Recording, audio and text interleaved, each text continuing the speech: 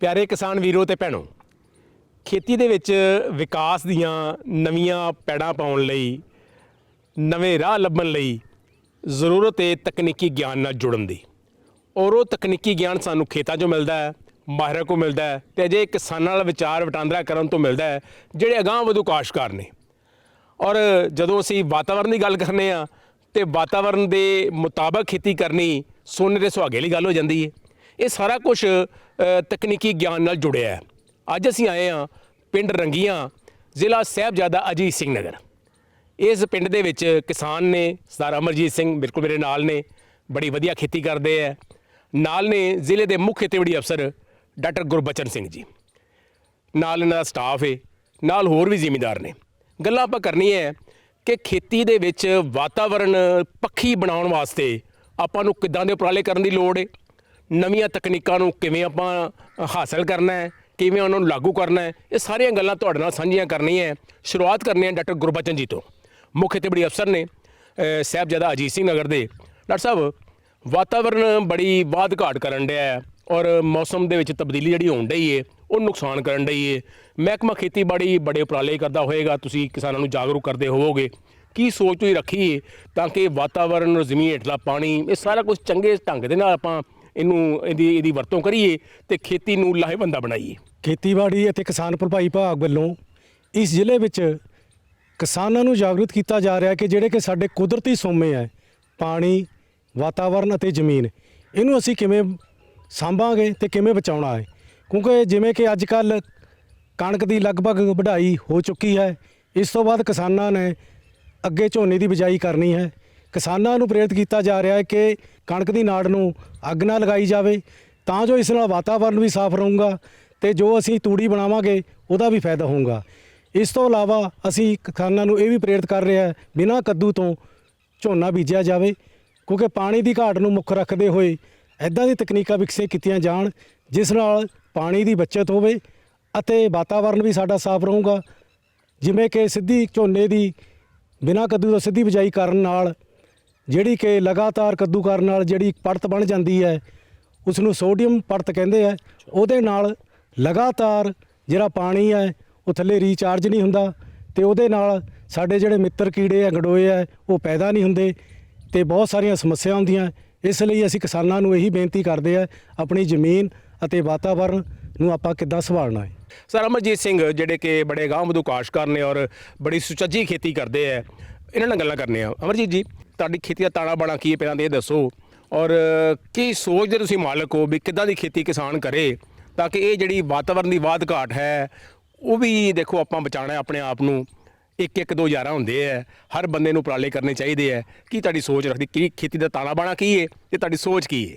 ਵੱਧ ਤੋਂ ਵੱਧ ਜਿਹੜੀ ਕੁਦਰਤ ਨੂੰ, ਇਨਵਾਇਰਮੈਂਟ ਨੂੰ ਬਚਾਇਆ ਜਾਵੇ ਜੀ। ਕੋਸ਼ਿਸ਼ ਵੀ ਕਰੀਦੀ ਆ। ਕਈ ਸਾਲਾਂ ਤੋਂ ਮੈਂ ਪਰਾਲੀ ਦੇ ਨਾੜ ਨੂੰ ਅੱਗ ਨਹੀਂ ਲਾ ਰਿਹਾ, ਕਰੀਬ 8-10 ਸਾਲ ਹੋ ਗਏ ਜੀ। ਪਹਿਲੇ ਰਿਵਰਸ ਪਲਾਉ ਨਾਲ ਅਸੀਂ ਕਰਦੇ ਰਹੇ ਆ, ਝੋਨੇ ਨੂੰ ਵਿੱਚ ਹੀ ਵੇਸਟ ਨੂੰ ਦੱਬਦੇ ਰਹੇ ਆ ਤੇ ਫਿਰ ਹੁਣ ਬੇਲਰ ਲਿੱਤਾ ਜੀ। ਸਾਡਾ ਇਸ ਸਾਲ ਹੁਣ ਚੌਥਾ ਸੀਜ਼ਨ ਹੋ ਜਾਣਾ ਜੀ। ਪਹਿਲੇ ਤਾਂ ਇਹੀ ਹੈ ਜੀ, ਕਣਕ ਦੇ ਨਾੜ ਨੂੰ ਤਾਂ ਅੱਗ ਅਸੀਂ ਪਹਿਲਾਂ ਤੋਂ ਹੀ ਨਹੀਂ ਕਦੇ ਲਾਈ ਤੇ ਹੁਣ ਝੋਨੇ ਦੇ ਨੂੰ ਨਾੜ ਨੂੰ ਵੀ ਨਹੀਂ ਅੱਗ ਲਾ ਰਹੇ। ਉਹ ਵੀ ਸਾਰਾ ਪਰਾਲੀ ਦੀਆਂ ਗੰਢਾਂ ਬਣਾ ਕੇ ਅੱਗੇ ਕਈ ਕੰਪਨੀਆਂ ਹੈਗੀਆਂ ਜਿਹੜੀਆਂ ਖਰੀਦਦੀਆਂ ਵੀ ਹੈ ਤੇ ਸਾਡੇ ਏਰੀਏ 'ਚ ਉਹਦੀ ਡਿਮਾਂਡ ਵੀ ਕਾਫੀ ਹੈਗੀ ਆ। ਹੁਣ ਡੇਰਾਬੱਸੀ ਤੋਂ ਵੀ ਮੈਂ ਮੀਟਿੰਗ ਕਰੀ ਸੀਗੀ, ਨਾਚੀਕੇਤਾ ਮਿਲ ਗਿਆ ਉਹਨਾਂ। ਅੱਛਾ ਅਮਰਜੀਤ ਜੀ, ਖੇਤੀ 'ਚ ਦੇਖੋ ਤਾਣਾ ਬਾਣਾ ਬੜਾ ਮਹੱਤਵਪੂਰਨ ਹੈ ਵੀ ਤੁਹਾਡੀ ਖੇਤੀ 'ਚ ਕੀ ਤੁਸੀਂ ਬੀਜਦੇ ਹੋ, ਕਿੰਨੀ ਖੇਤੀ ਹੈ, ਇਹ ਵੀ ਮਨ 'ਚ ਸਵਾਲ ਆਉਂਦੇ ਨੇ। ਕਿੰਨਾ ਦਾ ਰਕਬਾ ਹੈ, ਕਿਹੜੀ ਫਸਲ ਤੁਸੀਂ ਪੂਰੇ ਸਾਲ 'ਚ ਕਾਸ਼ਤ ਕਰਦੇ ਹੋ, ਇਹਦੇ ਬਾਰੇ ਜਾਣਕਾਰੀ ਦਿਓ। ਮੇਰੇ ਕੋਲ 20 ਏਕੜ ਆਪਣੇ ਹੈਗੇ ਆ ਜੀ ਤੇ 40 ਏਕੜ ਮੈਂ ਠੇਕੇ ਤੇ ਲਏ ਹੋਏ ਆ। ਮੈਂ ਜ਼ਿਆਦਾ ਹੁਣ ਇੰਟਰਕ੍ਰੌਪ ਫਸਲ ਵੱਲ ਮੈਂ ਹੋ ਗਏ 3 ਕੁ ਸਾਲ ਤੋਂ ਕਨਵਰਟ ਹੋ ਰਿਹਾ। ਜਿਵੇਂ ਇਹ ਕਣਕ ਹੈ, ਇਹਦੇ ਵਿੱਚ ਹੀ ਗੰਨੇ ਦੀ ਫਸਲ ਹੈਗੀ ਆ ਜੀ ਖਾਲਾਂ 'ਚ, ਤੇ ਫਿਰ ਅੱਗੇ ਹੈਗੇ ਆ ਜੀ ਵਿੱਚ 3 ਏਕੜ 'ਚ 10 ਫੁੱਟ ਗੰਨੇ ਦੀ ਫਸਲ ਹੈ ਜੀ, ਫਿਰ 10 ਫੁੱਟ ਸਬਜ਼ੀ ਹੈ, ਫਿਰ ਗੰਨਾ ਹੈ, ਫਿਰ ਸਬਜ਼ੀ ਹੈ, ਇੱਦਾਂ ਜਿਹਦੇ 'ਚ ਬੈਂਗਣ ਹੈ, ਘੀਆ ਹੈ, ਕਾਲੀ ਤੋਰੀ ਹੈ, ਸਾਰੀਆਂ ਭਿੰਡੀ ਹੈ, ਸਾਰੀਆਂ ਫਸਲਾਂ ਉਸ 'ਚ ਲੱਗੀਆਂ ਹੋਈਆਂ। ਤੇ ਕੋਸ਼ਿਸ਼ ਇਹੀ ਹੈ ਵੀ ਵੱਧ ਤੋਂ ਵੱਧ ਇੰਟਰਕ੍ਰੌਪ ਕਰਕੇ ਖੇਤੀ ਤੋਂ ਵੱਧ ਲਾਹਾ ਲਿਆ ਜਾਵੇ। ਕਣਕ ਤੇ ਝੋਨਾ ਇਹਦੇ 'ਚ ਤਾਂ ਕਲੀਅਰ ਹੈ ਵੀ ਬੱਚਤ ਹੈ ਹੀ ਨਹੀਂ, ਕੁਛ ਸੋ ਵੀ ਬਰਾਬਰ ਜਿਹਾ ਹੀ ਹੁੰਦਾ ਹੈ। ਤੇ ਸਬਜ਼ੀ 'ਚ ਇੱਦਾਂ ਹੈ ਵੀ ਕਿਸੇ ਟਾਈਮ ਵਧੀਆ ਰੇਟ, ਜਿਵੇਂ ਹੁਣ ਭਿੰਡੀ ਦਾ ਰੇਟ ਵਧੀਆ ਹੈਗਾ 26-27 ਰੁਪਏ ਹੈਗੀ ਹੈ ਤੇ ਉਹ ਐਵਰੇਜ ਵਧੀਆ ਆ ਜਾਂਦੀ ਹੈ ਜੀ। ਤੇ ਇੱਦਾਂ ਬਿਜ਼ੀ ਵੀ ਰਹਿੰਦੇ ਹੈ, ਪਰਿਵਾਰ ਵੀ ਲੱਗਿਆ ਰਹਿੰਦਾ ਹੈ ਤੇ ਸੋ ਇੰਟਰਕ੍ਰੌਪ ਦੀ ਵੱਲ ਜ਼ਿਆਦਾ ਧਿਆਨ ਹੈ ਜੀ ਹੁਣ। ਅੱਛਾ, ਤੁਸੀਂ ਜ਼ਿਕਰ ਕੀਤਾ ਵੀ ਕਣਕ 'ਚ ਕਮਾਦ ਜਾਂ ਕਮਾਦ 'ਚ ਕਣਕ, ਹਾਂਜੀ। ਹੈ ਨਾ? ਸੋ ਤੇ ਨਾਲ ਤੁਸੀਂ ਜ਼ਿਕਰ ਕੀਤਾ ਸਬਜ਼ੀਆਂ ਦਾ ਵੀ ਕਮਾਦ ਵਿੱਚ ਸਬਜ਼ੀਆਂ ਦੀ ਕਾਸ਼ਤ ਵੀ ਕਰਦੇ ਹੋ। ਕਿੰਨੀ ਦੂਰੀ ਦੇ ਉੱਤੇ ਤੁਸੀਂ ਕਮਾਦ ਲਾਇਆ ਹੈ, ਕਿਸ ਢੰਗ ਨਾਲ ਲਾਇਆ, ਉਹਦੇ 'ਚ ਜਿਹੜੀ ਕਣਕ ਦੀ ਆਪਾਂ ਜੇ ਗੱਲ ਕਰ ਲਈਏ ਤੇ ਉਹਦੇ 'ਚ ਕਣਕ ਦਾ ਝਾੜ ਕਿੰਨਾ ਕੁ ਰਿਹਾ? ਕਣਕ ਦਾ ਝਾੜ ਉਹਦੇ 'ਚ ਜਿਹੜੇ ਗੰਨੇ ਵਾਲੀ 'ਚ ਦੁਬਾਰਾ ਫਿਰ ਮੈਂ ਰਿਵਰਸ ਪਲੌਗਲ ਪਲਟ ਕੇ ਨਾ ਜੀ ਦੁਬਾਰਾ ਗੰਨਾ ਹੀ ਲਾਇਆ। ਉਹਦੇ 'ਚ ਬੈੱਡ 46 ਇੰਚ ਦੀ ਦੂਰੀ ਰੱਖੀ ਹੈ ਜੀ। ਬੈੱਡ ਤੇ ਕਣਕ ਸੀਗੀ ਤੇ ਖਾਲੀ 'ਚ ਅਸੀਂ ਹੁਣ ਜਨਵਰੀ 'ਚ ਖੁਰਪੇ ਗੱਲ ਗਡਾਈ ਕਰਕੇ ਤੇ ਦੁਬਾਰਾ ਗੰਨਾ ਲਾਇਆ, ਜੋ ਤੁਹਾਡੇ ਸਾਹਮਣੇ ਹੀ ਆ। ਵਧੀਆ ਜੀ, ਫਸਲ ਠੀਕ ਖੜੀ ਆ। ਤੇ ਕਿੰਨਾ ਝਾੜ ਕਣਕ ਦਾ ਰਿਹਾ? ਦਾ 17 ਦਾ ਝਾੜ ਆਇਆ ਜੀ, ਜਿਹੜੀ ਲੇਟ ਸੀਗੀ। ਪਹਿਲੀ ਤਾਂ 20-22 ਵੀ ਆਇਆ ਜੀ, ਜਿਹੜੀਆਂ ਅਗੇਤੀਆਂ ਸੀਗੀਆਂ ਕਣਕਾਂ। ਕਿ ਇੱਕ ਪੰਥ ਦੋ ਕਾਜ, ਨਾਲੇ ਤੇ ਕਮਾਦ ਦੀ ਫਸਲ ਮਿਲ ਗਈ, ਹਾਂਜੀ ਹਾਂਜੀ ਹਾਂ, ਤੇ ਨਾਲੇ ਕਣਕ ਮਿਲ ਗਈ। ਬਿਲਕੁਲ ਬਿਲਕੁਲ ਜੀ। ਤੇ ਇਸੇ ਤਰ੍ਹਾਂ ਸਬਜ਼ੀਆਂ 'ਚ ਫਿਰ ਕਿੰਨਾ ਡਿਫਰੈਂਟ ਰੱਖਦੇ ਹੋ? ਇੱਥੇ 46 ਇੰਚ ਹੋ ਗਈ ਬੈੱਡ ਸਬਜ਼ੀਆਂ 'ਚ। 10 ਫੁੱਟ ਦਾ ਸਾਡਾ ਏਰੀਆ ਹੈਗਾ ਜੀ ਚੌੜਾਈ 'ਚ ਗੰਨਾ ਜੀ, ਫਿਰ 10 ਫੁੱਟ ਦਾ ਇੱਕ ਸਬਜ਼ੀ ਦਾ ਬੈੱਡ ਆ ਜਾਂਦਾ, ਫਿਰ 10 ਫੁੱਟ ਇੱਦਾਂ ਅਲੱਗ-ਅਲੱਗ ਫਸਲਾਂ ਸਾਰੀਆਂ ਲਾਈਆਂ ਹੋਈਆਂ ਜੀ। ਤੇ 10 ਫੁੱਟ 'ਚ ਕਿੰਨੇ ਫੁੱਟ ਤੇ ਗੰਨਾ ਫਿਰ? ਗੰਨਾ ਤਾਂ ਹੈਗਾ ਜੀ ਉਹ 24 ਇੰਚ ਤੇ ਆ ਜੀ, ਕਿਉਂਕਿ ਉਹਨੂੰ ਥੋੜਾ ਜਿਹਾ ਅਸੀਂ ਸੰਘਣਾ ਰੱਖਿਆ ਹੈ ਏਰੀਆ, ਕਿਉਂਕਿ ਦੋਨੋਂ ਪਾਸੇ ਤੋਂ ਉਹਨੂੰ ਧੁੱਪ ਮਿਲ ਜਾਣੀ ਗੰਨੇ ਨੂੰ। ਤੇ ਰਵਾਇਤੀ ਢੰਗ ਨਾਲ ਗੰਨਾ ਬੀਜਦੇ ਹੋ ਜਾਂ ਸਿੰਗਲ? ਅੱਜ ਕੱਲ੍ਹ single bird vertical? Single bird ਲਾਇਆ ਜੀ, ਉਹ ਖੜੀ ਗੁੱਲੀ ਲਾਈ ਹੈ ਜੀ, ਉਹ ਸਿੰਗਲ ਬਰਡ ਲਾਇਆ। ਤੇ ਉਹਦੇ ਨਾਲ ਕਿੰਨਾ ਕੁ ਬੀਜ ਲੱਗਦਾ? ਬੀਜ ਤਾਂ ਕਾਫੀ ਘੱਟ ਜਾਂਦਾ ਜੀ, ਉਹ ਤਾਂ ਗਿਣਤੀ ਦੇ ਗੰਨੇ ਲੱਗਦੇ ਆ ਜੀ ਉਹਦੇ 'ਚ ਤਾਂ। ਹਾਂਜੀ ਹਾਂ। ਅੱਛਾ ਅਮਰਜੀਤ ਜੀ, ਦੇਖੋ ਬੜਾ ਵਧੀਆ ਤੁਸੀਂ ਉਪਰਾਲਾ ਕਰਦੇ ਹੋ ਤੇ ਆਮ ਤੌਰ ਤੇ ਸਾਡਾ ਕਿਸਾਨ ਜਿਹੜਾ ਉਹ ਇਹ ਚੀਜ਼ ਸਮਝਣਾ ਚਾਹੁੰਦਾ, ਕਿਉਂਕਿ ਹਰ ਕਿਸਾਨ ਦੇ ਦੇਖੋ ਖਰਚੇ ਬੜੇ ਵੱਧ ਗਏ ਆਪਣੇ। ਆਪਾਂ ਜੇ ਓਵਰਆਲ ਕਿਸਾਨ ਦੀ ਗੱਲ ਕਰੀਏ ਤੇ ਆਮਦਨ ਉਨੀ ਰਹੀ ਨਹੀਂ, ਪਰਿਵਾਰਾਂ ਦੇ ਖਰਚੇ ਵੱਧ ਗਏ ਹੈ। ਤੇ ਇਹਨਾਂ ਖਰਚੇ ਦੇ ਦੌਰ ਦੇ ਵਿੱਚ ਮੈਂ ਸਮਝਦਾ ਇੱਕ ਬੜਾ ਵਧੀਆ ਉਪਰਾਲਾ ਹੈ, ਜਿਹਦੇ 'ਚ ਤੁਸੀਂ ਇੱਕ ਖੇਤ ਦੇ ਵਿੱਚੋਂ 2 ਫਸਲਾਂ ਲੈਣ ਦੇ ਆਪਾਂ, ਔਰ ਉਹਦੇ ਨਾਲ ਕਈ ਵਾਰੀ ਇੱਕ ਫਸਲ ਦਾ ਰੇਟ ਘਟ ਗਿਆ ਹੈ ਤੇ ਦੂਜੀ ਫਸਲ ਦਾ ਵੱਧ ਜਾਂਦਾ, ਆਪਣਾ ਘਰ ਪੂਰਾ ਹੋ ਜਾਂਦਾ। ਸੋ ਉਸ ਪੱਖੋਂ ਤੁਸੀਂ ਸਾਡੇ ਕਿਸਾਨਾਂ ਨੂੰ ਕੀ ਸੁਨੇਹਾ ਦੇਣਾ ਚਾਹੋਗੇ, ਔਰ ਕੀ ਤਕਨੀਕੀ ਲੋੜ ਇਹਦੇ ਵਿੱਚ ਹੈਗੀ ਏ ਤਾਂ ਕਿ ਇਹ ਵਿੱਚ ਕਾਮਯਾਬ ਹੋ ਸਕੀਏ ਆਪਾਂ? ਦੇਖੋ, ਕੋਸ਼ਿਸ਼ ਤਾਂ ਕਰਦੇ ਹੀ ਰਹਿਣਾ ਚਾਹੀਦਾ ਜੀ ਸਾਨੂੰ। ਕੋਸ਼ਿਸ਼ ਤੋਂ ਨਹੀਂ, ਅਸੀਂ ਪਿੱਛੇ ਨਹੀਂ ਹਟਣਾ ਹੈਗਾ। ਤੇ ਇੰਡਸਟਰੀ 'ਚ ਵੀ ਇਦਾਂ ਹੀ ਅਪ ਡਾਊਨ ਚੱਲਦਾ ਹੀ ਰਹਿੰਦਾ, ਕਿਸਾਨੀ 'ਚ ਵੀ ਅਪ ਡਾਊਨ ਚੱਲਦਾ ਹੀ ਹੈ। ਇਹ ਤਾਂ ਹਰ ਫੀਲਡ 'ਚ ਹੀ ਅਪ ਡਾਊਨ ਤਾਂ ਹੈ ਹੀ ਹੈ, ਪਰ ਕਿਸਾਨੀ ਜਿਹੜੀ ਹੈ ਉਹ ਅਗਰ ਇੰਟਰਕ੍ਰੌਪ ਫਸਲ ਨਾਲ ਅਸੀਂ ਚੱਲੀਏ ਤਾਂ ਅਸੀਂ ਸਟੈਂਡ ਕਰ ਜਾਵਾਂਗੇ ਦੁਬਾਰਾ। ਤੇ ਐਵੇਂ ਹੀ ਜਿਵੇਂ ਜੀਰੀ ਦੀ ਸਿੱਧੀ ਬਿਜਾਈ ਦਾ ਮੈਂ 4 ਸਾਲ ਤੋਂ ਕਰ ਰਿਹਾ ਜੀ, ਉਹ ਵੀ ਮੈਂ ਤਾਂ ਬਿਲਕੁਲ ਫਿੱਟ ਹੈ ਜੀ। ਤੇ ਕਈ ਕਿਸਾਨਾਂ ਦਾ ਮੈਂ ਖੁਦ ਆਪਦੇ ਟਰੈਕਟਰ ਗੱਲ ਆਪਦੀ ਮਸ਼ੀਨ ਗੱਲ ਬੀਜ ਕੇ ਆਇਆ, ਉਹਨਾਂ ਨੇ ਵਹਾਈ ਵੀ ਕਰਤੀ ਸੀਗੀ ਤੇ ਪਰ ਮੈਂ ਵਹਾਈ ਨਹੀਂ ਕਰੀ। ਮੇਰੇ ਕੋਲ ਸਿੱਧੀ ਬਿਜਾਈ ਵਾਲਾ ਵੀ ਝਾੜ ਵਧੀਆ ਰਹੇ ਤੇ ਬਾਕੀ ਇਹ ਇੰਟਰਕ੍ਰੌਪਿੰਗ ਵਾਲਾ ਵੀ ਵਧੀਆ ਚੱਲ ਰਿਹਾ ਜੀ। ਔਰ ਮੈਂ ਸਮਝਣਾ ਕਿ ਜਿਹੜੀ ਇੰਟਰਕ੍ਰੌਪ ਦਾ ਆਪਾਂ ਸਿੱਧੀ ਬਿਜਾਈ ਦਾ ਵੀ ਜ਼ਿਕਰ ਅਮਰਜੀਤ ਸਿੰਘ ਕਰਨ ਦੇ ਨੇ, ਉਹਦੇ ਬਾਰੇ ਵੀ ਆਪਾਂ ਜਾਣਕਾਰੀ ਲਾਂਗੇ। ਇੰਟਰਕ੍ਰੌਪਿੰਗ ਜਿਹਨੂੰ ਆਪਾਂ ਇੱਕ ਫਸਲ, ਇੱਕ ਖੇਤ 'ਚ 2 ਫਸਲਾਂ ਇਕੱਠੀਆਂ ਲੈਣੀਆਂ ਜਾਂ ਜ਼ਿਆਦਾ ਫਸਲਾਂ ਇਕੱਠੀਆਂ ਲੈਣੀਆਂ ਇੱਕ ਸੀਜ਼ਨ ਦੇ ਵਿੱਚ, ਉਹ ਵੀ ਪ੍ਰਭਾਵਸ਼ਾਲੀ ਕੰਮ ਹੋ ਸਕਦਾ। ਉਹਦੇ ਵਾਸਤੇ ਤਕਨੀਕੀ ਗਿਆਨ ਦੀ ਲੋੜ ਹੈ। ਡਾਕਟਰ ਗੁਰਬਚਨ ਸਿੰਘ ਜੀ, ਦੇਖੋ ਇਹ ਬੜਾ ਮਹੱਤਵਪੂਰਨ ਵਿਸ਼ਾ ਹੈ, ਔਰ ਮੈਂ ਸਮਝਣਾ ਬੜੀ ਅਸੀਂ ਖੁਸ਼ਕਿਸਮਤ ਹਾਂ ਕਿ ਆਪਾਂ ਇਹ ਵਿਸ਼ੇ 'ਤੇ ਕਿਸਾਨਾਂ ਨੂੰ ਜਾਣਕਾਰੀ ਦੇਣ ਦੇ, ਔਰ ਅੱਜ ਦੀ ਵਕਤ ਦੀ ਲੋੜ ਹੈ। ਜੇ ਅਸੀਂ ਗੱਲ ਕਰੀਏ ਸਾਡੇ ਪਰਿਵਾਰਿਕ ਜੇ ਖਰਚੇ ਬੜੇ ਵੱਧ ਗਏ ਹੈ ਔਰ ਖੇਤੀ ਆਮਦਨ ਘਟਣ ਡਈ ਹੈ, ਲੇਕਿਨ ਇਹਦੇ ਨਾਲ ਆਪਾਂ ਕੰਮ ਪੂਰਾ ਕਰ ਸਕਦੇ ਹਾਂ। ਇਹਦੀ ਤਕਨੀਕੀ ਗਿਆਨ ਵਾਸਤੇ ਕਿਸਾਨ ਨੂੰ ਜੇ ਆਪਾਂ ਦੇਣਾ ਤੇ ਮਹਿਕਮਾ ਕੀ ਉਪਰਾਲੇ ਕਰਦਾ ਪਿਆ? ਇਹਦੇ ਸੰਬੰਧ ਵਿੱਚ ਅਸੀਂ ਆਤਮਾ ਸਕੀਮ ਅਧੀਨ ਇਹ ਇਸੀ ਕਿਸਾਨ ਤੇ ਅਸੀਂ ਫਾਰਮ ਸਕੂਲ ਖੋਲ੍ਹਿਆ ਹੈ। ਇਹਦੇ ਵਿੱਚ 25 ਕਿਸਾਨ ਅਸੀਂ ਜੋੜ ਰਹੇ ਹਾਂ, ਜਿਹੜੇ ਕਿ ਇੱਥੇ ਜੋ ਵੀ ਇੰਟਰਕ੍ਰੌਪਿੰਗ ਕੀਤੀ ਹੋਈ ਹੈ ਉਹਨਾਂ 25 ਕਿਸਾਨਾਂ ਨੂੰ ਅਸੀਂ ਸਕੂਲ ਲਾ ਕੇ ਪ੍ਰੇਰਿਤ ਕਰਾਂਗੇ ਕਿ ਉਹ ਅੱਗੇ ਵੀ ਇਹ ਕੰਮ ਕਰੇ, ਤਾਂ ਜੋ ਵੀ ਜਿਹੜੇ ਆ ਖੇਤੀ ਦੇ ਜਿਹੜੇ ਖਰਚੇ ਹੈ ਜ਼ਿਆਦਾ ਆ, ਲਾਗਤ ਘੱਟ ਆ ਕੇ ਵੀ ਆਪਾਂ ਆਮਦਨ ਕਿੱਦਾਂ ਵਧਾ ਸਕੀਏ। ਇਸ ਤੋਂ ਇਲਾਵਾ ਮਹਿਕਮੇ ਵੱਲੋਂ ਜਿੱਦਾਂ ਕਿਸਾਨਾਂ 'ਚ ਆਮ ਦੇਖਿਆ ਹੈ ਕਿ ਬੇਲੋੜੀਆਂ ਖਾਦਾਂ ਦੀ ਵਰਤੋਂ ਕੀਤੀ ਜਾ ਰਹੀ ਹੈ ਤੇ ਹੁਣ ਖੇਤ ਖਾਲੀ ਹੋ ਰਹੇ ਹੈ, ਤੇ ਕਿਸਾਨਾਂ ਨੂੰ ਅਪੀਲ ਹੈ ਕਿ ਉਹ ਮਿੱਟੀ ਟੈਸਟ ਕਰਵਾ ਕੇ ਖਾਦਾਂ ਦੀ ਵਰਤੋਂ ਕਰਨ, ਤਾਂ ਜੋ ਜਿਹੜੇ ਬੇਲੋੜੇ ਖਰਚੇ ਹੈ ਉਹ ਘਟਣ ਤੇ ਸਾਡੀ ਜਿਹੜੀ ਜ਼ਮੀਨ ਦੀ ਉਪਜਾਊ ਸ਼ਕਤੀ ਵੀ ਬਰਕਰਾਰ ਰਹੇ। ਡਾਕਟਰ ਸਾਹਿਬ, ਇਹ ਗੱਲ ਤੁਹਾਡੀ ਬੜੀ ਦਰੁਸਤ ਹੈ ਕਿ ਵਾਕਈ ਇਸ ਬਾਰੇ ਵੀ ਆਪਾਂ ਨੂੰ ਸੋਚਣਾ ਚਾਹੀਦਾ, ਖਰਚੇ ਵੀ ਘਟਾਉਣੇ ਚਾਹੀਦੇ ਹੈ। ਤੇ ਨਾਲ ਦੇ ਨਾਲ ਮੇਰੇ ਖਿਆਲ ਇਹ ਵੀ ਗੱਲ ਬੜੀ ਵਾਜਬ ਹੈ ਕਿ ਜਦੋਂ ਅਸੀਂ ਇਸ ਜ਼ਿਲ੍ਹੇ ਦੀ ਗੱਲ ਕਰਨੇ ਆ, ਸਾਹਿਬਜ਼ਾਦਾ ਅਜੀਤ ਸਿੰਘ ਨਗਰ ਦੀ ਗੱਲ ਕਰਨੇ ਆ, ਔਰ ਉਹ ਜ਼ਿਲ੍ਹੇ ਜਿਹੜੇ ਸ਼ਹਿਰਾਂ ਦੇ ਲਾਗੇ ਹੈ, ਉਹ ਪਿੰਡ ਜਿਹੜੇ ਸ਼ਹਿਰਾਂ ਦੇ ਲਾਗੇ ਹੈ, ਔਰ ਇਹ ਪਿੰਡ ਵੀ ਬਿਲਕੁਲ ਚੰਡੀਗੜ੍ਹ ਵੀ ਇੱਥੇ ਨੇੜੇ ਪੈ ਜਾਂਦਾ, ਮੋਹਾਲੀ ਵੀ ਲਾਗੇ ਹੈ, ਖਰੜ ਵੀ ਲਾਗੇ ਹੈ, ਇੱਥੇ ਸਬਜ਼ੀ ਦੀ ਕਾਸ਼ਤਕਾਰੀ ਜ਼ਿਆਦਾ ਪ੍ਰਭਾਵਸ਼ਾਲੀ ਨਹੀਂ ਹੋ ਸਕਦੀ?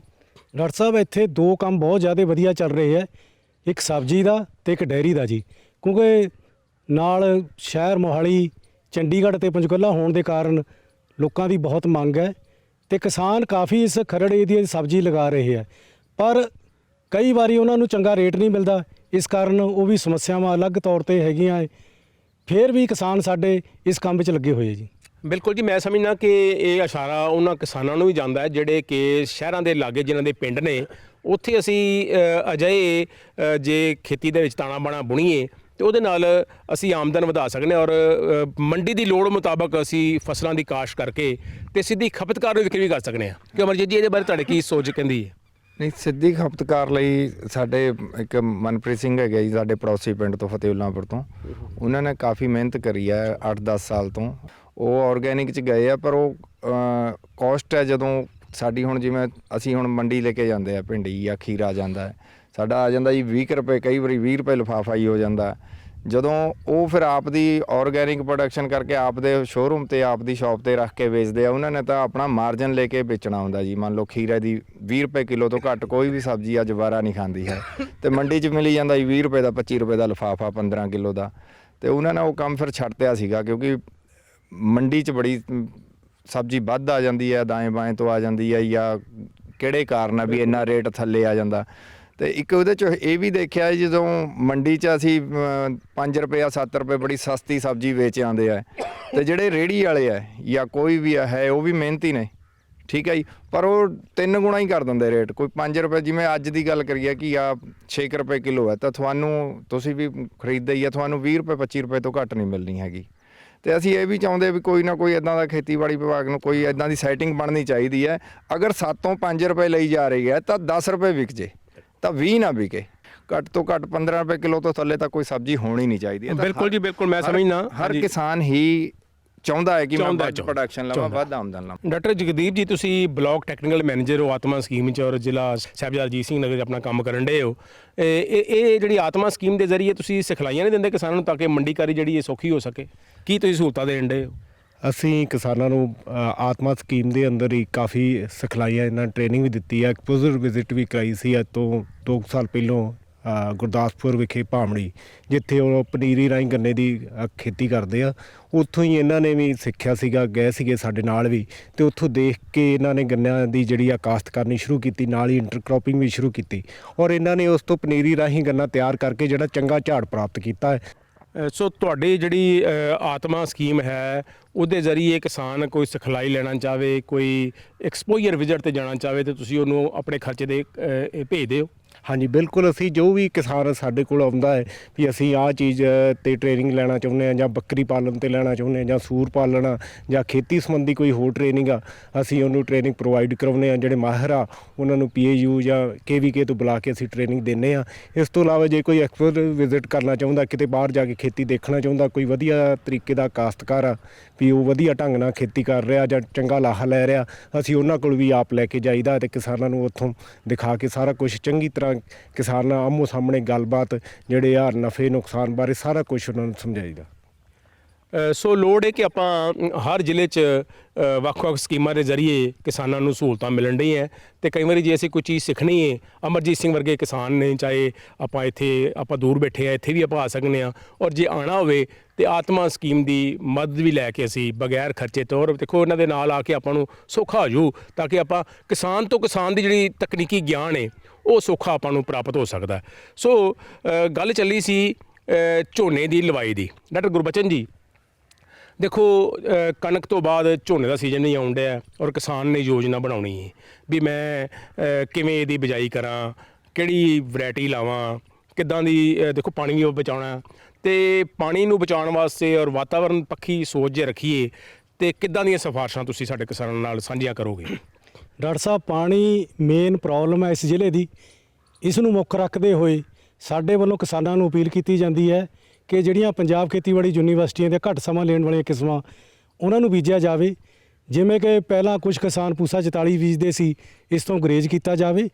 ਇਸ ਦੇ ਨਾਲ ਜਿੱਥੇ ਸਾਡੀ ਪਾਣੀ ਦੀ ਬੱਚਤ ਹੋਊਗੀ ਤੇ ਵਾਤਾਵਰਨ ਵੀ ਸਾਫ਼ ਹੋਊਗਾ, ਤੇ ਜ਼ਿਆਦਾ ਲੰਬਾ ਟਾਈਮ ਨਾ ਹੋਣ ਕਰਕੇ ਬਿਮਾਰੀਆਂ ਵੀ ਘੱਟ ਲੱਗਣਗੀਆਂ।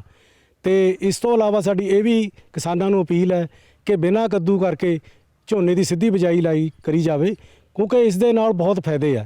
ਜੇ ਕੱਦੂ ਨਾਲ ਝੋਨਾ ਕਰਕੇ ਬੀਜਦੇ ਆ, ਕਿਉਂਕਿ ਲਗਾਤਾਰ ਕੱਦੂ ਕਰਨ ਨਾਲ ਜਿਹੜੀ ਹੈ ਸੀਮੈਂਟ ਵਰਗੀ ਤਹਿ ਜੰਮ ਗਈ ਹੈ, ਜਿਸ ਨਾਲ ਸਾਡਾ ਪਾਣੀ ਰੀਚਾਰਜ ਨਹੀਂ ਹੁੰਦਾ, ਤੇ ਉਹਦੇ ਜਿਹੜਾ ਪਾਣੀ ਖੜਦਾ ਉਹਦੇ ਵਾਸ਼ਵੀਕਰਨ ਹੋਣ ਕਰਕੇ ਜ਼ਹਿਰੀਲੀਆਂ ਗੈਸਾਂ ਬਣਦੀਆਂ, ਜਿਹੜੀਆਂ ਕੋਈ ਵਾਤਾਵਰਨ ਨੂੰ ਖਰਾਬ ਕਰਦੀਆਂ।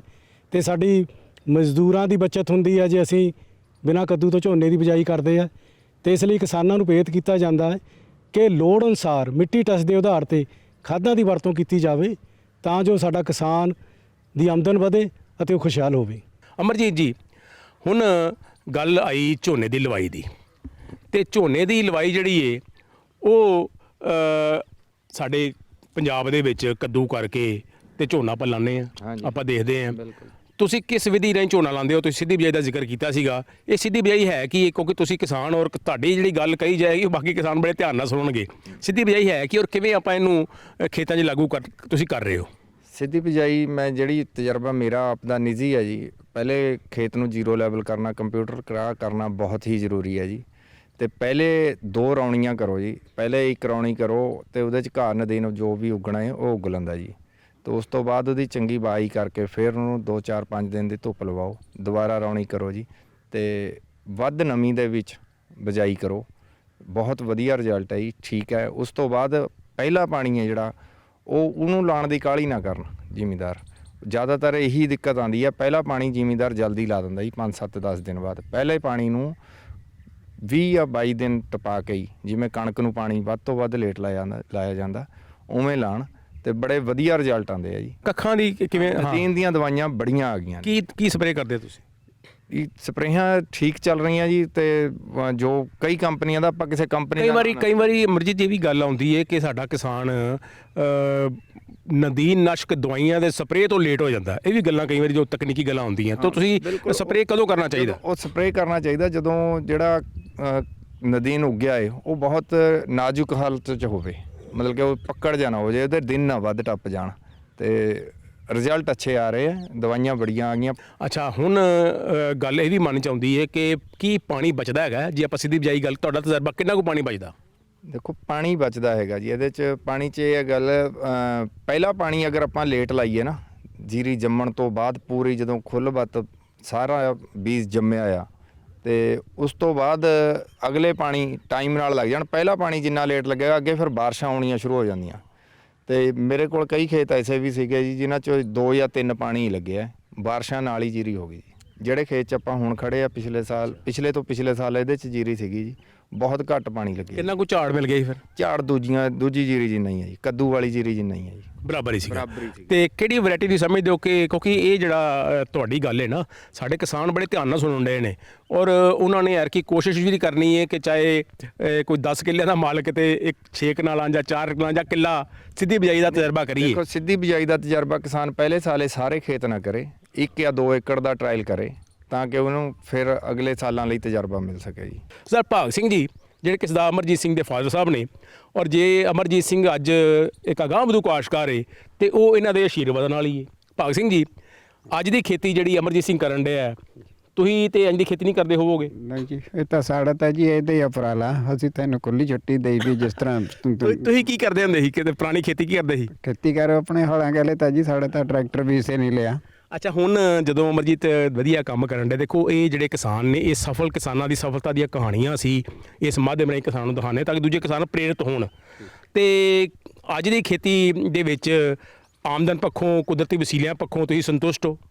ਸਾਰੇ ਜੀ, ਕੋਈ ਜਿਹੜਾ ਮਿਹਨਤ ਕਰਦਾ ਜੀ ਉਹਨੂੰ ਤਾਂ ਫਲ ਮਿਲਦਾ ਹੀ ਆ, ਉਹਨੂੰ ਤਾਂ ਨਾ ਮਿਲਣ ਵਾਲਾ ਕੰਮ ਹੈ ਨਹੀਂ। ਮਿਹਨਤ ਕਰਨਾ ਇੱਕ ਸਭ ਤੇ ਇੱਕ ਜਿਹੜਾ ਆਪਣੀ ਕਿਸੇ ਕੰਮ ਅੱਛਾ ਭਾਗ ਸਿੰਘ ਜੀ, ਵਾਤਾਵਰਨ ਬੜਾ ਖਰਾਬ ਕਰਨ ਡਿਆ, ਕਈ ਵਾਰੀ ਗਰਮੀ, ਕਈ ਵਾਰੀ ਠੰਡ। ਹੁਣ ਆ ਵੇਖੋ ਮਹੀਨਾ ਚੱਲਣ ਡਿਆ, ਮਈ ਅਪ੍ਰੈਲ ਵੀ ਕਾਫੀ ਮੁੱਕਣ ਵਾਲਾ, ਤੇ ਅੱਗੋਂ ਮਈ ਦਾ ਮਹੀਨਾ ਸ਼ੁਰੂ ਹੋਣ ਡਿਆ, ਅਜੇ ਤੱਕ ਵੀ ਨਾ ਸਵੇਰਾਂ ਨੂੰ ਠੰਡ ਹੁੰਦੀ ਏ। ਗਰਮੀ ਦਾ ਸੀਜ਼ਨ ਤਾਂ ਐਤਕੀ ਹੈ ਜੀ, ਮਹੀਨਾ 1.5 ਮਹੀਨੇ ਰਹਿ ਗਿਆ ਸਾਰਾ ਗਰਮੀ ਦਾ, ਤਾਂ ਹੁਣ ਸਾਰਾ ਸੀਜ਼ਨ ਇਸ ਤਰ੍ਹਾਂ ਹੀ ਉਹ ਦੂਜੇ ਪਾਸੇ ਜੇ ਦਸੰਬਰ 'ਚ ਗਰਮੀ ਪੈਂਦੀ ਰਹੀ ਯਾਰ ਕੀ? ਹਾਂ ਦਸੰਬਰ 'ਚ ਪਈ, ਉਹਦੇ ਲੈਵਲ ਜਾਂ ਇੱਕ ਹੈ, ਹੁਣ ਆ ਕੇ ਲੰਬੇ ਖਿੱਚ ਲਿਆ। ਕਾਰਨ ਕੀ ਭਾਗ ਸਿੰਘ ਜੀ ਦਾ? ਕਾਰਨ ਕੀ? ਕਿਆ ਪਤਾ, ਹੁਣ ਇਹ ਤਾਂ ਕੁਦਰਤੀ ਖੇਲ ਹੈ ਜੀ। ਤੁਹਾਡਾ ਕੀ ਨਾਂ ਹੈ ਜੀ? ਅਮਰਦੀਪ ਸਿੰਘ ਹੈ ਜੀ। ਕੀ ਬਾਤ ਹੈ। ਅਮਰਦੀਪ ਸਿੰਘ, ਇਸੇ ਪਿੰਡ ਰਹਿੰਦੇ ਤੁਸੀਂ? ਮੇਰਾ ਪਿੰਡ ਇੱਕ ਪਿੰਡ ਛੱਡ ਕੇ ਹੈ ਜੀ, ਨਿਆਮੀਆਂ ਪਿੰਡ ਹੈ ਜੀ। ਨਿਆਮੀਆਂ। ਅਮਰਦੀਪ ਜੀ, ਤੁਸੀਂ ਖੇਤੀ ਕਰਦੇ ਹੋ? ਹਾਂਜੀ, ਕਰਦੇ ਹਾਂ ਜੀ। ਕਿੰਨੀ ਖੇਤੀ ਕਰਦੇ ਹੋ? ਆਪਣੀ ਹੈਗੀ ਹੈ ਜੀ 15-20 ਕਿੱਲਿਆਂ ਦੀ ਖੇਤੀ ਹੈ ਤੇ ਜੀ। ਦੇਖੋ, ਹੁਣ ਅਮਰਜੀਤ ਸਿੰਘ ਦੇ ਖੇਤਾਂ 'ਚ ਆਏ ਤੁਸੀਂ, ਤੇ ਖੇਤੀ 'ਚ ਤੁਸੀਂ ਕੀ ਨਵਾਂ ਤਜਰਬਾ ਕੀਤਾ ਹੈ, ਜਾਂ ਕਿੱਦਾਂ ਤੁਸੀਂ ਇੱਥੇ ਸਿੱਖ ਕੇ ਚੱਲੇ ਹੋ? ਨਵਾਂ ਢੰਗ ਤਰੀਕਾ ਜਿਹੜਾ ਦੇਖੋ ਇੱਥੇ ਬਣਨ ਡਿਆ, ਇੰਟਰਕ੍ਰੋਪਿੰਗ ਹੋਣ ਡਈ ਏ, ਝੋਨੇ ਦੀ ਸਿੱਧੀ ਬਿਜਾਈ ਦੀਆਂ ਗੱਲਾਂ ਚੱਲਣ ਡਈਆਂ, ਇਹਨੂੰ ਲਾਗੂ ਕਰੋਗੇ ਤੁਸੀਂ? ਹਾਂਜੀ, ਕਿਉਂਕਿ ਅਸੀਂ ਤਾਂ ਮੇਨ ਕਣਕ ਤੇ ਜੀਰੀ ਦੀ ਫਸਲੇ ਕਰਦੇ ਸੀਗੇ ਖੇਤੀ 'ਚ, ਤੇ ਹੁਣ ਅੱਜ ਵੀਰ ਜੀ ਨੂੰ ਮਿਲੇ ਆ ਇੱਥੇ ਤੁਹਾਡੇ ਨਾਲ, ਤੇ ਸਿੱਖਣ ਨੂੰ ਕਾਫੀ ਕੁਝ ਮਿਲਿਆ ਵੀ ਕਿਸਾਨ ਨੂੰ ਬਦਲਵੀਂ ਖੇਤੀ ਕਰਨੀ ਚਾਹੀਦੀ ਹੈ, ਇੰਟਰਕ੍ਰੋਪਿੰਗ ਕਰਨੀ ਚਾਹੀਦੀ ਹੈ ਤੇ ਨਾਲ ਸਬਜ਼ੀਆਂ ਵੀ ਫਾਇਦੇਮੰਦ ਹੈਗੀਆਂ ਜੇ ਆਪਾਂ ਨੂੰ ਸਹੀ ਰੇਟ ਮਿਲ ਜੇ, ਹੈ ਨਾ। ਤੇ ਅਸੀਂ ਪਿਛਲੇ ਸਾਲ ਨਰਮੇ ਦੀ ਖੇਤੀ ਵੀ ਕੀਤੀ ਸੀਗੀ। ਹਾਂਜੀ, ਤੇ ਆਪਾਂ ਪੌਣੇ 2 ਕਿੱਲੇ ਦੇ ਕਰੀਬ ਨਰਮਾ ਬੀਜਿਆ ਸੀਗਾ ਤੇ ਵਧੀਆ ਰਹੀ ਹੈ। ਬਸ ਇੱਕ ਆਪਣੀ ਪੰਜਾਬੀ ਲੇਬਰ ਕੰਮ ਕਰਨਾ ਛੱਡ ਗਈ ਤਾਂ ਉਸ ਕਰਕੇ ਲੇਬਰ ਦੀ ਪ੍ਰੋਬਲਮ ਬਹੁਤ ਆਈ ਹੈ ਤੇ ਬਾਕੀ ਝਾੜ ਬਹੁਤ ਵਧੀਆ ਰਿਹਾ ਨਰਮੇ ਦਾ ਪਿਛਲੇ ਸਾਲ। ਤੇ ਇੱਕ ਥੋੜ੍ਹਾ ਜਿਹਾ ਸਾਡੇ ਏਰੀਏ 'ਚ ਨਦੀਨ ਬਹੁਤ ਜੰਮਦਾ, ਉਹਦੀ ਦਿੱਕਤ ਆਉਂਦੀ ਹੈ ਤੇ ਮਤਲਬ ਜੇ ਕਿਸਾਨ ਡਿਪਾਰਟਮੈਂਟ ਦੀ ਸਲਾਹ ਲੈ ਕੇ ਖੇਤੀ ਕਰਦਾ ਰਹੇ ਤਾਂ ਕਾਫੀ ਫਾਇਦਾ ਹੁੰਦਾ। ਬਸ ਇੱਕ ਥੋੜ੍ਹੀ ਖੇਚਲ ਵੱਧ ਜਾਂਦੀ ਹੈ ਚੇਂਜ ਕਰਨੇ 'ਚ। ਅਮਰਜੀਤ ਸਿੰਘ ਜੀ, ਹੁਣ ਜਦੋਂ ਅਸੀਂ ਵਾਤਾਵਰਨ ਦੀ ਗੱਲ ਕਰਨੇ ਆ ਤੇ ਬੜਾ ਮਹੱਤਵਪੂਰਨ ਪੱਖ ਹੈ ਕਿ ਅਸੀਂ ਪਰਾਲ ਔਰ ਨਾੜ ਨੂੰ ਅੱਗ ਲਾਉਂਦੇ ਹਾਂ ਔਰ ਇਹ ਵਾਤਾਵਰਨ ਨਾਲ ਛੇੜਛਾੜ ਕਰਨ ਦੇ ਆ। ਤੁਸੀਂ ਬੜੇ ਅਗਾਂਹ-ਵਧੂ ਕਾਸ਼ਤਕਾਰ ਹੋ, ਮੈਂ ਸਮਝਦਾ ਕਿ ਜ਼ਰੂਰ ਤੁਸੀਂ ਪਰਾਲ ਨਾੜ ਨੂੰ ਸਾਂਭਦੇ ਹੋਵੋਗੇ, ਅੱਗ ਨਹੀਂ ਲਾਉਂਦੇ ਹੋਵੋਗੇ। ਔਰ ਸਾਡੇ ਕਈ ਕਿਸਾਨ ਜਿਹੜੇ ਨੇ ਉਹ ਕਾਹਲੀ 'ਚ ਕਈ ਵਾਰੀ ਜਲਦੀ ਆਪਾਂ ਬਿਜਾਈ ਕਰਨੀ ਹੈ ਜੀ, ਸਾਨੂੰ ਨੁਕਸਾਨ ਨਾ ਹੋ ਜਾਏ ਜੀ, ਅਸੀਂ ਤੀਲੀ ਵਾਲਾ ਰਾਹ ਲੱਭਣੇ ਆ, ਅੱਗ ਲਾਉਂਦੇ ਹਾਂ ਤੇ ਵਿਹਲੇ ਹੁੰਦੇ ਆ, ਉਹ ਨੁਕਸਾਨ ਸਾਡੇ ਵਾਤਾਵਰਨ ਦਾ ਹੁੰਦਾ ਹੈ। ਤੁਸੀਂ ਕਿਵੇਂ ਇਹਨਾਂ ਦੋਵਾਂ ਸ਼ੈਵਾਂ ਨੂੰ, ਚਾਹੇ ਨਾੜ ਹੈ ਚਾਹੇ ਝੋਨੇ ਦੀ ਪਰਾਲੀ ਹੈ, ਕਿਵੇਂ ਬਚਾਉਂਦੇ ਔਰ ਕੀ ਇਹਦਾ ਫਾਇਦਾ ਤੁਹਾਡੀ ਖੇਤੀ ਨੂੰ ਹੋ ਰਿਹਾ? ਦੇਖੋ, ਕਣਕ ਦੇ ਨਾੜ ਨੂੰ ਤਾਂ ਕਦੇ ਮੇਰੇ ਖਿਆਲ ਬਹੁਤ ਘੱਟ ਜ਼ਿਮੀਂਦਾਰ ਹੀ ਹੋਣਗੇ ਜਿਹੜੇ ਅੱਗ ਲਾਉਂਦੇ ਆ। ਇਹ ਤਾਂ ਯੂਜ਼ ਆਉਂਦੀ ਆ ਹਰ ਕਿਸਾਨ ਦੇ ਘਰ, ਇਹਦੀ ਤਾਂ ਡਿਮਾਂਡ ਰਹਿੰਦੀ ਹੈ। ਜਿਹੜੀ ਝੋਨੇ ਦੀ ਪਰਾਲੀ ਦੀ ਹੈ ਉਹ ਕਿਸਾਨ ਦੀ ਖੁਦ ਦੀ ਨਾ ਯੂਜ਼ ਹੋਣ ਕਰਕੇ ਉਹਦੀ ਮਜਬੂਰੀ ਵੀ ਰਹੀ ਆ ਪਿਛਲੇ ਸਾਲਾਂ 'ਚ ਕਿ ਉਹ ਅੱਗ ਹੀ ਲਾਉਂਦਾ ਰਿਹਾ। ਪਰ ਹੁਣ ਕੋਈ ਮਜਬੂਰੀ ਨਹੀਂ ਆ, ਸਾਧਨ ਬੜੇ ਆ ਗਏ ਤੇ ਬੇਲਿੰਗ ਮਸ਼ੀਨਾਂ ਪੰਜਾਬ 'ਚ ਖੇਤੀਬਾੜੀ ਮਹਿਕਮੇ ਦੇ ਸਹਿਯੋਗ ਨਾਲ ਬੜੀਆਂ ਸਬਸਿਡੀਆਂ ਹੁਣ ਵੀ ਮਿਲ ਰਹੀਆਂ ਹੈ, ਪਹਿਲੇ ਵੀ ਮਿਲੀਆਂ ਹੈ ਤੇ ਉਹ ਲੈਣ ਤੇ ਪਰਾਲੀ ਦੀ ਵੀ ਯੂਜ਼ ਹੈ ਜਿਹੜੀ ਉਹ ਬੜੀ ਇੰਡਸਟਰੀ ਵੀ ਕਰ ਰਹੀ ਹੈ। ਸੋ ਇਹ ਜਿਹੜੀਆਂ ਜ਼ਿਕਰ ਹੋ ਰਿਹਾ ਗੱਲਾਂ ਦਾ, ਇਹਨਾਂ ਨੂੰ ਲਾਗੂ ਕਰਨਾ ਸਾਡਾ ਫਰਜ਼ ਹੈ। ਤੇ ਹੁਣ ਜ਼ਿਲ੍ਹੇ ਦੇ ਮੁੱਖ ਖੇਤੀਬਾੜੀ ਅਫਸਰ ਡਾਕਟਰ ਗੁਰਬਚਨ ਸਿੰਘ ਜੀ, ਕੋਈ ਸੁਣਿਆ ਸਾਡੇ ਕਿਸਾਨਾਂ ਨੂੰ ਦਿਓ ਤਾਂ ਕਿ ਇਹ ਜਿਹੜਾ ਖੇਤੀ ਦਾ ਤਾਣਾ ਬਾਣਾ ਹੈ ਇਹਨੂੰ ਵਧੀਆ ਢੰਗ ਨਾਲ ਵਾਤਾਵਰਨ ਪੱਖੀ ਆਪਾਂ ਬਣਾ ਸਕੀਏ। ਪਾਣੀ ਦੀ ਬੱਚਤ ਅਤੇ ਉਪਜਾਊ ਜ਼ਮੀਨ ਦੀ ਉਪਜਾਊ ਸ਼ਕਤੀ ਬਰਕਰਾਰ ਰੱਖਣ ਲਈ ਅਸਲੀ ਫਸਲੀ ਵਿਭਿੰਨਤਾ ਹੇਠ ਮੱਕੀ ਅਤੇ ਨਰਮੇ ਨੂੰ ਉਤਸ਼ਾਹ ਕਰਨ ਲਈ ਕਿਸਾਨਾਂ ਨੂੰ ਪ੍ਰੇਰਿਤ ਕਰ ਰਹੇ ਹਾਂ, ਕਿਉਂਕਿ ਇਸ ਨਾਲ ਜਿੱਥੇ ਜ਼ਮੀਨ ਸਾਡੀ ਸਹੀ ਰਹੂਗੀ ਤਾਂ ਸਾਡਾ ਵਾਤਾਵਰਨ ਵੀ ਸਹੀ ਰਹੂਗਾ। ਇਸ ਤੋਂ ਇਲਾਵਾ ਮਿੱਟੀ ਟੈਸਟ ਦੇ ਆਧਾਰ ਤੇ ਖਾਦਾਂ ਦੀ ਸੁਚੱਜੀ ਵਰਤੋਂ ਕਰਨ ਲਈ ਵੀ ਦੱਸਿਆ ਜਾ ਰਿਹਾ ਹੈ ਤੇ ਨਾਲ ਝੋਨੇ ਦੀਆਂ ਜਿਹੜੀਆਂ ਘੱਟ ਸਮਾਂ ਕਿਸਮਾਂ ਲੈਂਦੀਆਂ ਹੈ ਉਹ ਬੀਜੀਆਂ ਜਾਣ ਤਾਂ ਜੋ ਪਾਣੀ ਦੀ ਵੀ ਬੱਚਤ ਹੋਵੇ ਤੇ ਸਾਡੇ ਜਿਹੜੀ ਬਿਜਲੀ ਦਾ ਸੰਕਟ ਹੈ ਉਹਦਾ ਵੀ ਹੱਲ ਹੋ ਸਕੇ। ਬਿਲਕੁਲ ਜੀ, ਇਹ ਗੱਲਾਂ ਜਿਹੜੀਆਂ ਸਾਨੂੰ ਇਸ ਮਾਧਿਅਮ ਰਾਹੀਂ ਸਿੱਖਣ ਨੂੰ ਮਿਲਣ ਡਈਆਂ, ਇਹਨੂੰ ਲਾਗੂ ਅਸੀਂ ਕਰਨਾ ਸੁਣੀਆਂ ਔਰ ਜਦੋਂ ਅਸੀਂ ਲਾਗੂ ਕਰਾਂਗੇ ਤੇ ਫਿਰ ਤਜਰਬੇ ਸਾਡੇ ਹੋਰ ਨਿਖਰਨਗੇ ਤੇ ਫਿਰ ਅਸੀਂ ਵਾਕਈ ਹੀ ਵਾਤਾਵਰਨ ਪੱਖੀ ਸੋਚ ਦੇ ਹਾਣੀ ਬਣ ਸਕਾਂਗੇ। ਅਮਰਜੀਤ ਜੀ, ਜਾਂਦੇ ਇੱਕ ਗੱਲ ਮੇਰੇ ਜ਼ਿਹਨ 'ਚ ਹੋਰ ਆ ਗਈ ਏ ਕਿ ਮੱਕੀ ਵੀ ਦੇਖੋ, ਜਿਵੇਂ ਚੀਫ ਸਾਹਿਬ ਨੇ ਜ਼ਿਕਰ ਕੀਤਾ ਕਿ ਮੱਕੀ ਬੜੀ ਵਧੀਆ ਫਸਲ ਹੈ, ਤੁਸੀਂ ਮੱਕੀ ਬੀਜਦੇ ਹੋ, ਕਿਉਂ ਨਹੀਂ ਬੀਜਦੇ? ਔਰ ਮੱਕੀ ਬੀਜਣ ਦਾ ਵਿਚਾਰ ਜੇ ਬਣਾਇਆ ਹੈ, ਕਿਉਂਕਿ ਮੱਕੀ ਇੱਕ ਬੜੀ ਵਧੀਆ ਫਸਲ ਹੈ, ਇਹਨੂੰ ਫਸਲਾਂ ਦੀ ਰਾਣੀ ਵੀ ਕਹਿੰਦੇ ਆ, ਕੀ ਕਹਿਣਾ ਚਾਹੋਗੇ? ਮੱਕੀ ਮੈਂ ਜ਼ਿਆਦਾ ਮੇਰਾ ਮਨ ਹੁੰਦਾ ਵੀ ਮੈਂ ਝੋਨਾ ਘੱਟ ਤੋਂ ਘੱਟ ਲਾਵਾਂ, ਵੀ ਮੱਕੀ ਦੀ ਫਸਲ ਕਰੀਏ, ਕਿਉਂਕਿ ਮੈਨੂੰ ਆਲੂ ਦਾ ਕਾਫੀ ਸ਼ੌਂਕ ਹੈ। ਆਲੂ ਦੇ ਮੈਂ 20-25 ਏਕੜ ਲਾਉਂਦਾ ਹੈ, ਪਰ ਮੈਨੂੰ ਮਜਬੂਰਨ ਝੋਨਾ ਹੀ ਲਾਣਾ ਪੈਂਦਾ, ਮੇਰੀ ਆਲੂ ਦੀ ਵੀ ਫਸਲ ਲੇਟ ਹੋ ਜਾਂਦੀ ਹੈ। ਉਹ ਮੱਕੀ ਇਸ ਲਈ ਨਹੀਂ ਲੱਗਦੀ, ਸਾਡੇ ਉਰੇ SYL ਬੰਦ ਪਈ ਹੈ ਜੀ, ਉਹਦੇ 'ਚ ਜੰਗਲ ਇੰਨਾ ਹੈ, ਨੀਲ ਗਊ 20-30 ਕਿਲੋਮੀਟਰ ਤੱਕ ਮਾਰ ਕਰਦੀ ਹੈ ਜੀ। ਫਲ ਵਾਲੀ ਦਾਣੇ ਵਾਲੀ ਕੋਈ ਵੀ ਫਸਲ ਨੀਲ ਗਊ ਨਹੀਂ ਛੱਡਦੀ ਹੈ, ਇਸ ਕਰਕੇ ਅਸੀਂ ਮੱਕੀ ਵੱਲ ਨਹੀਂ ਜਾਂਦੇ ਜੀ, ਸਾਡੇ ਏਰੀਏ 'ਚ ਮੱਕੀ ਲੱਗਦੀ ਨਹੀਂ ਹੈਗੀ। ਪਰ ਬੜੀ ਵਧੀਆ ਹੈ ਜੇ ਕੋਈ ਇਹਨਾਂ ਦਾ ਹੱਲ ਹੋ ਜੇ ਤੇ ਨੀਲ ਗਊ ਦਾ, ਤਾਂ ਮੈਂ ਮੱਕੀ ਹੀ ਲਾਵਾਂਗਾ, ਝੋਨਾ ਛੱਡ ਦਾਂਗੇ। ਸੋ ਪਿਆਰੇ ਕਿਸਾਨ ਵੀਰੋ ਤੇ ਭੈਣੋ, ਸਮੱਸਿਆਵਾਂ ਬੇਅੰਤ ਨੇ, ਲੇਕਿਨ ਸਮੱਸਿਆਵਾਂ ਦਾ ਹੱਲ ਜਿਹੜਾ ਉਹ ਮਹਿਕਮਿਆਂ ਦੀ ਕੋਸ਼ਿਸ਼ਾਂ ਨਾਲ ਵੀ ਹੋ ਸਕਦਾ ਹੈ। ਹੁਣ ਕਿਸਾਨ ਕਈ ਵਾਰੀ ਚਾਹੁੰਦਾ ਕਿ ਫਸਲੀ ਚੱਕਰ ਬਦਲੀਏ, ਲੇਕਿਨ ਹਾਲਾਤ ਨਹੀਂ ਦੱਸਣ ਦੇ ਉਹਨੂੰ, ਚਾਹੇ ਉਹ ਮੰਡੀ 'ਚ ਭਾਅ ਨਹੀਂ ਮਿਲਦਾ ਤੇ ਚਾਹੇ ਇਹ ਨੀਲ ਗਾਉਂ ਦੀ ਸਮੱਸਿਆ ਦਾ ਜ਼ਿਕਰ ਵੀ ਇਹਨਾਂ ਕੀਤਾ। ਸੋ ਇਸ ਪੱਖੋਂ ਵਿਚਾਰਾਂ ਕਰਨ ਦੀ ਲੋੜ ਹੈ ਕਿ ਅਜਿਹੇ ਜਿਹੜੇ ਕਿਸਾਨਾਂ ਦੇ ਤਜਰਬੇ ਨੇ ਉਹਨਾਂ ਨੂੰ ਆਪਾਂ ਲਾਗੂ ਜੇ ਕਰਨਾ ਹੈ, ਕਿਸਾਨਾਂ ਨੂੰ ਵੀ ਅੱਗੇ ਵਧਣਾ ਪਊ ਤੇ ਸੰਬੰਧਿਤ ਮਹਿਕਮਿਆਂ ਨੂੰ ਵੀ ਅੱਗੇ ਆ ਕੇ ਕਿਸਾਨਾਂ ਦੀ ਬਾਂਹ ਫੜਨੀ ਪਊ। ਸੋ ਲੋੜ ਇਸ ਬਾਰੇ ਵਿਚਾਰ ਕਰਨ ਦੀ, ਔਰ ਮੈਨੂੰ ਪੂਰੀ ਆਸ ਹੈ ਕਿ ਅੱਜ ਜੋ ਵਿਚਾਰਾਂ ਹੋਈਆਂ ਇਹ ਵਾਤਾਵਰਨ ਪੱਖੀ ਸੋਚ ਨੂੰ ਅਸੀਂ ਅਮਲੀ ਜਾਮਾ ਪਹਿਨਾਈਏ। ਕੁਦਰਤੀ ਵਸੀਲੇ, ਧਰਤੀ ਹੇਠਲਾ ਪਾਣੀ, ਇਹ ਕੁਦਰਤ ਦੀ ਸਾਨੂੰ ਦੇਣ ਹੈ, ਸਾਡੇ ਬਜ਼ੁਰਗਾਂ ਦੀ ਸਾਨੂੰ ਦੇਣ ਹੈ, ਇਹਨੂੰ ਜੋ ਅੱਗੇ ਹੀ ਸਹੀ ਢੰਗ ਨਾਲ ਲੈ ਕੇ ਜਾਣਾ ਹੈ ਤੇ ਸਾਨੂੰ ਵਿਚਾਰ ਕਰਨਾ ਪਊ। ਬਹੁਤ ਬਹੁਤ ਮਿਹਰਬਾਨੀ ਸਾਰਿਆਂ ਦੀ।